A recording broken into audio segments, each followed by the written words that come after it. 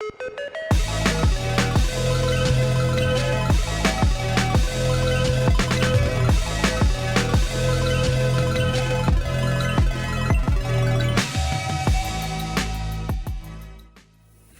guys, thanks for tuning in to another devotional video this week. I hope you've been able to follow along. If not, it's not too late to catch up. You can join in anytime. So yeah, I hope you've been having a good summer, that it's been restful, even with internships and things. I know summer's like halfway over or so, and I miss you guys. I'm looking forward to seeing you again in just a couple months here. So my summer has been kind of crazy. It's been a summer with some highs and some low lows. My sister got married this past weekend, which was just a ton of fun. It was really good to celebrate Jenna and her now husband Josh, and to just be with friends and family for the day. It was just a ton of fun. And baby Alan is the size of a head of lettuce, I think. So, and if you haven't heard yet, it's a boy. So we're really excited about that. He's getting bigger and will be here in just a few months. So we're getting really excited about that. So yeah, I sure most of you heard this, but my younger brother was in a car accident in May and passed away. So that's obviously the low part of the summer. It's been pretty devastating for our family, to say the least. It's been really hard, but God has been really good. He's been faithful to us, and I'm thankful that He's been with us every step of the way. So I actually wanted to share with you guys my prayer journal, my personal prayer journal. Each month, well, not every month, every other month, I fill it out at the beginning and then kind of update it throughout the month. And those are the things that I'm praying for through like 2 months at a time. Also, this is Nico. If you haven't met him, he's hanging out with us today. So there's a section at the beginning of each month, or like couple months, for adoration. Right here, I don't even know if you can read it, but at the end of April, beginning of May, an attribute of God that I chose to focus on is that He is near to us, and I chose a couple verses from Acts 17 that says, "Though He is not far from any one of us, for in Him we live and move and have our being." And in the days and weeks after the accident, I came back to my prayer journal, and that just spoke so clearly to me, and I feel like I've felt so much peace knowing that God is near to me. He's near to our family. He's near to all of us, regardless of the circumstances that we find ourselves in. He is not far from any one of us, and I've really been hanging on to that and have been really encouraged by that, so I hope you guys are too. So our passage for this week is still from 1 Corinthians, chapters 9 through 12. And I hope that you guys are reading along on your own and have gleaned some truth from this passage on your own too. But these are just some things that stuck out to me. I'm not going to walk through every chapter or anything, just kind of share the highlights of things that really spoke to me. So in this passage, Paul is addressing some specific like weak spots or shortcomings, and he started this in the passage from last week too, kind of in chapters 5 through 8 as well, I think. But he's kind of pinpointing some stumbling blocks that the people at the church in Corinth are getting hung up on, that's causing distraction and maybe some disputes.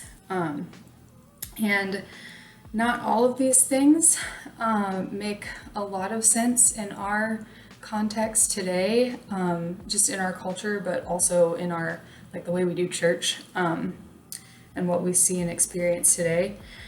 But all of these situations that he's addressing are very relevant to the people who were who were part of the church at this time. And there are for sure some things that are relevant to us too out of this. But some of the things that he's talking about are like idol feasts and eating food sacrificed to idols.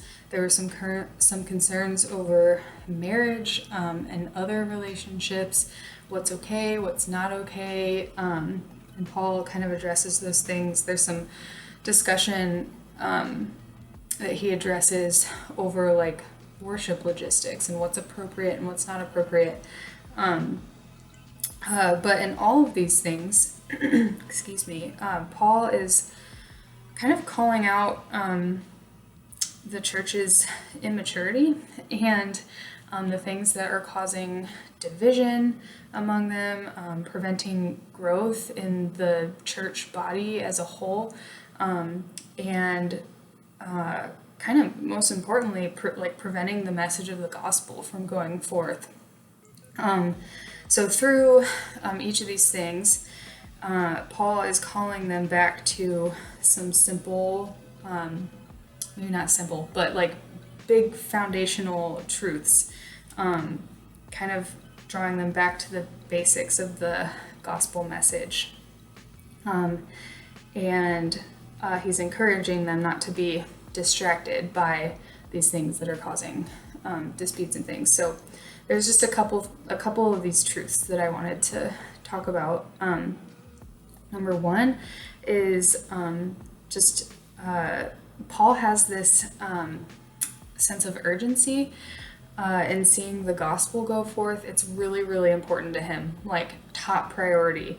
And I think he's kind of dumbfounded that these issues are getting in the way of the gospel going forth. And he even says in a couple places, but in chapter 9, verse 12 specifically, he says, we put up with anything rather than hinder the gospel of Christ. He's talking about a specific situation there, like how people have opinions on how he should live and support himself and things and make money, essentially.